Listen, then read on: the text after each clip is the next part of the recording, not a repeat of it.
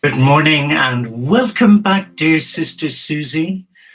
It is so good to have you and Boris join me.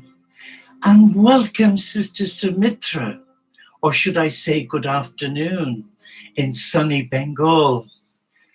And welcome, dear Brother Michael, in sunny Perth, Australia. And Joni, like me, in frozen Cumbria. I pray that the snow is easing for you and the temperatures are getting better. Oh, always good to have you here. Our reflections for today are from Henry J.M. Nouwen, from his book, You Are the Beloved. Sorry, I had a memory lapse. And of course, from the little booklet, The United Christian Broadcast. And the theme for this morning, on the 2nd of February, God pitched his tent among us. God pitched his tent among us. When St. John says that fear is driven out by perfect love, he points to a love that comes from God, a divine love, a healing love, a perfect love. He does not speak about human affection, psychological compatibility, mutual affection, or a deep interpersonal feeling. All of that has its value and beauty, but the perfect love about which St. John speaks embraces and transcends all feelings, emotions, and passions. The perfect love that drives out all fear is the divine love in which you and I are invited to participate in. The home, the intimate place, the place of true belonging is therefore not a place made by human hands. It is fashioned for us by God, who came to pitch his tent among us and invite us to his place and prepare a room for us in his house. Oh, what beautiful words. God pitched his tent among us. And how unworthy are we, the children of God. When you look around you, I watch very little television today, unlike I used to do. I used to love to do the monastery ironing, watching Coronation Street or one of the soaps. I haven't done that for years. I still do the ironing, but not the soaps. But sometimes it's important to keep abreast of change in the world, especially as a contemplative. So I love watching the world news or listening to Radio 5 Live for the updates on the BBC. And some of the horror stories, and even here on the internet, where I support many animal charities and I see the brutality to God's little creatures and how they suffer. It blows my mind away. Sometimes I feel I'm getting angry with God for allowing this to happen. But he gave us free will to choose to follow him and live an exemplary life, or to do the things that others do, which are not of God. So when I hear or read the words, God has pitched his tent among us, it's a very humbling experience, don't you think? That our God, being God, is willing to come and live within us and among us and all around us in creation. When you think of how undeserving we are and how cruel we are to one another and to the animal kingdom and creation. But what is it saying to your heart? That God has pitched his tent with you. But more importantly, that God has pitched his tent within your heart and reawakened you to the beloved, the God who loves you, no matter what mistakes you've made. And I've made plenty because I am no plaster cast saint. I'm a human monk. I have good days, I have brilliant days, and I have dark days, but he still loves me. And at times I often wonder why, when there's others more, I guess, devout, committed, but he loves us regardless of the mistakes we make. He loves us in our struggle, and especially when we try to find him in the mayhem that's going on around us. How blessed are we to have such a loving God, unlike the gods of the Americas centuries ago, where they had to offer human sacrifice, young virgin boys and girls, to the gods to appease them. And all we have to do is to allow that love into our heart by using the beautiful words from our morning prayer. Lord, here I am. Show me how I may be of service to you today. Powerful.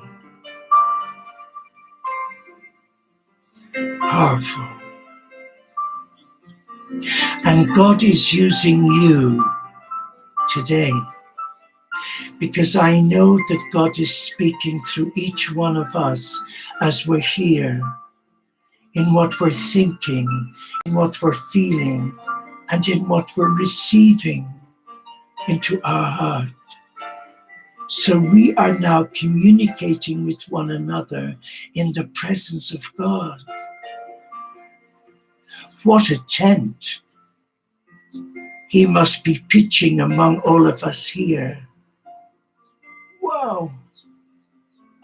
Excuse me, I'm really thirsty today. Our next installment for the 2nd of February, Before You Borrow. Oh, here we go. And the author guides us to Proverbs 30, verse 8. Give me neither poverty nor riches. Give me just enough to satisfy my needs. Well, this is what the author has to say. When you think about it, you can be rich in one of two ways, either in how much you have or in how little you want. Much of the recent debt crisis has been caused by our failure to be satisfied with enough. In a brilliant section of Proverbs penned by the mysterious Gur, we find this prayer: "O God, I beg two favors from you. Let me have them before I die. First, help me never to tell a lie. Second, give me neither poverty nor riches. Give me just enough to satisfy my needs. For if I grow rich, I might deny you and say, 'Who is the Lord?' And if I'm too poor, I may steal and thus insult God's holy name." Having read that, always try to observe these 6 rules when it comes to borrowing. Debt is wrong, and I agree. 1, when it's beyond your ability to repay it on a timely basis. 2, when it prevents you from giving God what's rightfully his. And 3, when the burden of debt is so heavy that you can't save for the future. 4th, when it's used to pay for the luxuries of life. 5th, when you put others at risk by having them guarantee a loan. And 6th, when it puts your marriage under financial pressure. Financial expert Larry Burkett said, "Credit is the motivating factor for perhaps 80% of all divorces." That's not to say being rich guarantees you'll never have family problems.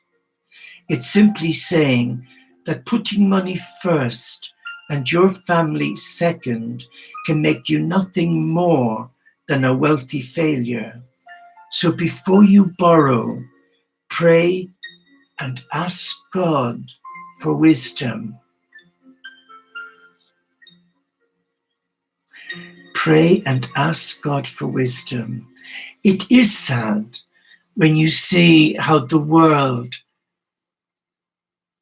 changes one's mindset. And today when I look at my nieces and nephews when they're getting married, and their wedding lists get longer and longer, and they want the very best of everything, from the very best stores with the very best labels. It breaks my heart because they've got everything and yet nothing. Because what have they got to work for? What have they got to live for? And despite their expensive weddings and all the extravagance that entails, they're divorced in 2 years.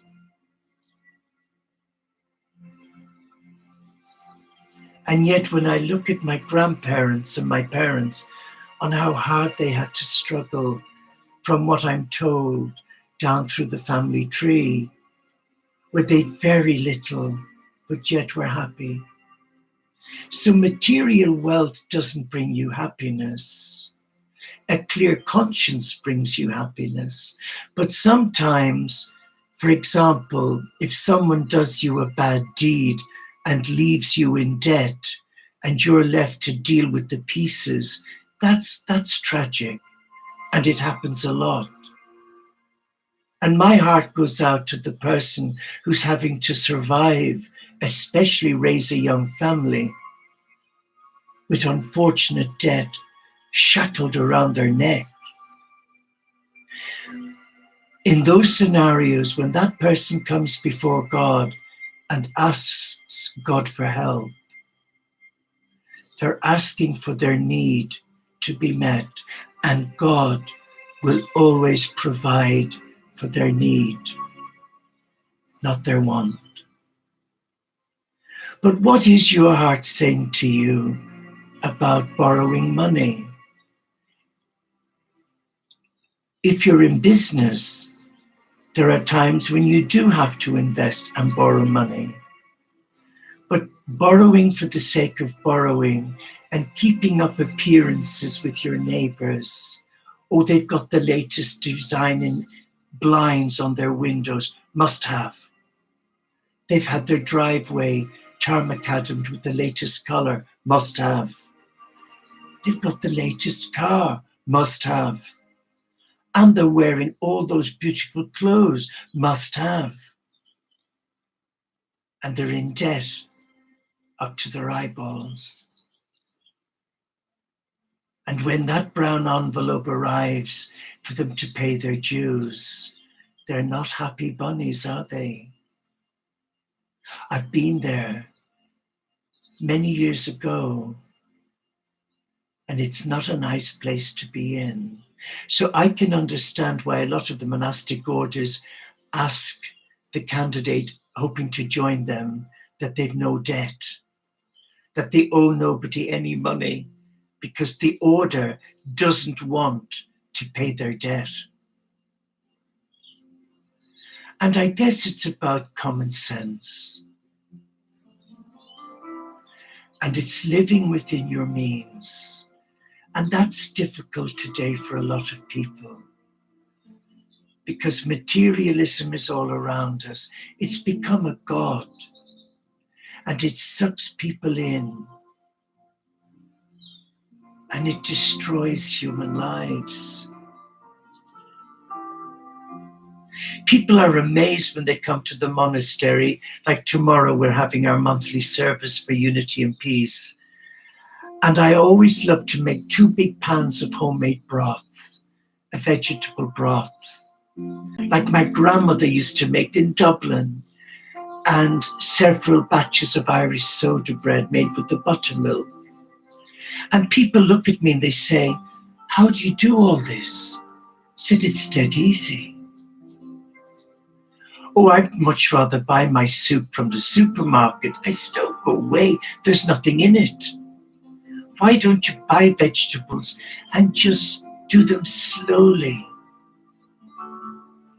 They think I'm barking mad. I guess I am.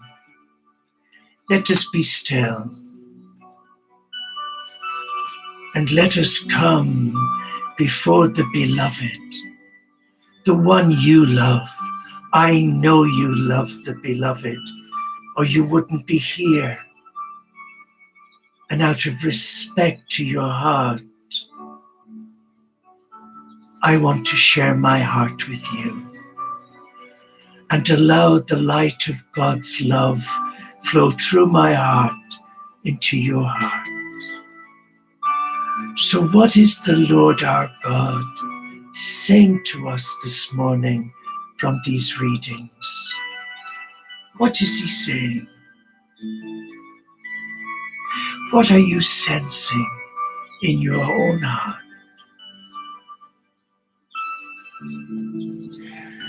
Well, my heart has been guided to pick up the little book of Jesus's channelings to Sarah Young and open it for the 2nd of February. I am renewing your mind.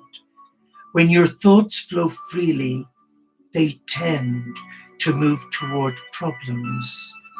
Your focus gets snagged on a given problem, circling round and round it in attempts to gain mastery. Your energy is drained away from other matters through this negative focus. Worst of all, you lose sight of me. A renewed mind is presence focused. Train your mind to seek me in every moment, in every situation. Sometimes you can find me in your surroundings, a lilting bird's song, a loved one's smile, golden sunlight. At other times, you must draw inward to find me. I am always present in your spirit. Seek my face, speak to me. and I will light up your mind. Thank you, Jesus. Well, let us now allow the Lord light up our mind. Let us take a deep breath and breathe in that love. Now let us hold it and now release.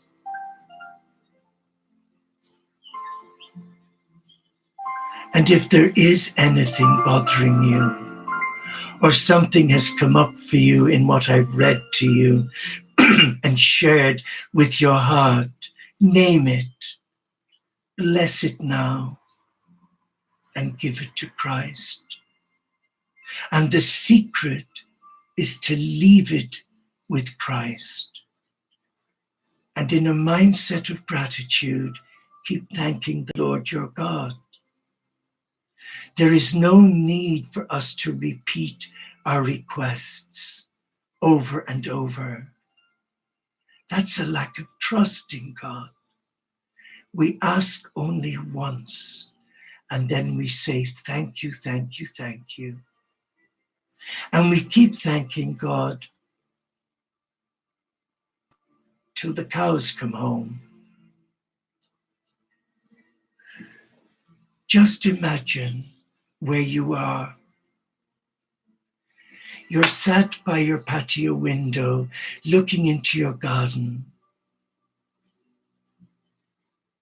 And suddenly,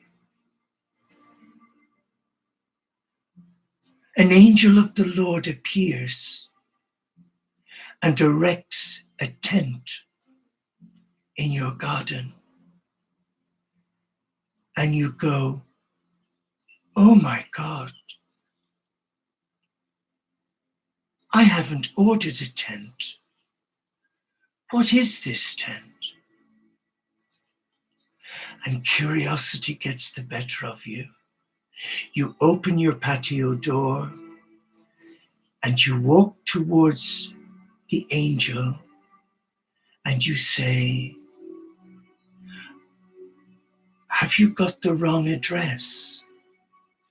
I've no recollection of ordering a tent. And as you wait for a reply, the angel of the Lord tells you, your God has come among you and has erected a permanent tent for you to come into and sit in the presence of God. Wow. And the angel of the Lord leads you into the tent. And there, before you, is the Lord your God, sat waiting for you.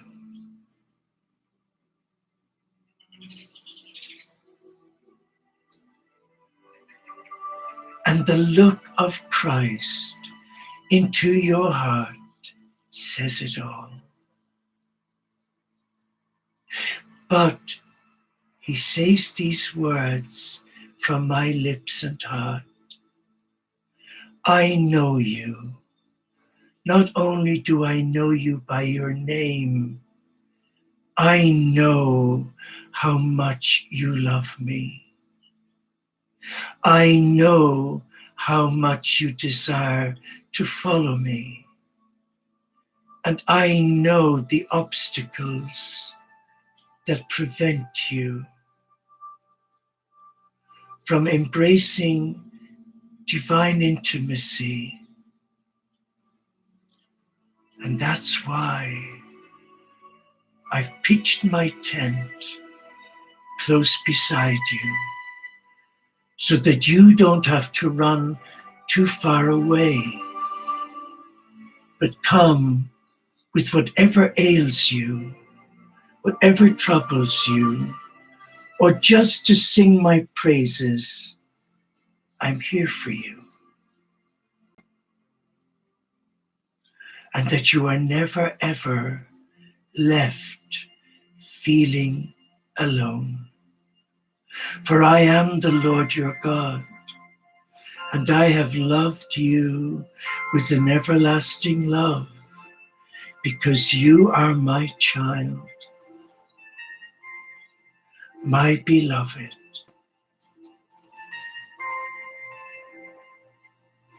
My beloved,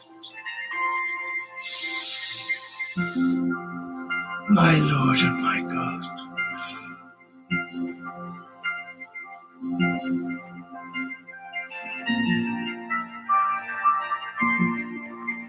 Just be still and allow the words of Jesus penetrate your heart. And if you feel in this day or any day that you are under attack, where you feel vulnerable, despondent, come to your patio door, open it, and walk into God's tent, and there sit with Christ. Sit with him and tell him how you're feeling. Explain to him exactly how things are for you. You may be lonely, despondent, dejected, unsure, confused. Am I doing the right thing? Whatever is heavy on your heart, bring it to the Lord your God in the tent that he has placed in your midst. And if there's anything you need, you name it, you bless it, and you give it to Christ. And he will never refuse you, ever. Take that from an old monk. He never refuses me what I ask of him, because he knows in my heart that I do love him. But it's taken many years of struggles and falling down, and getting up again has not always been easy.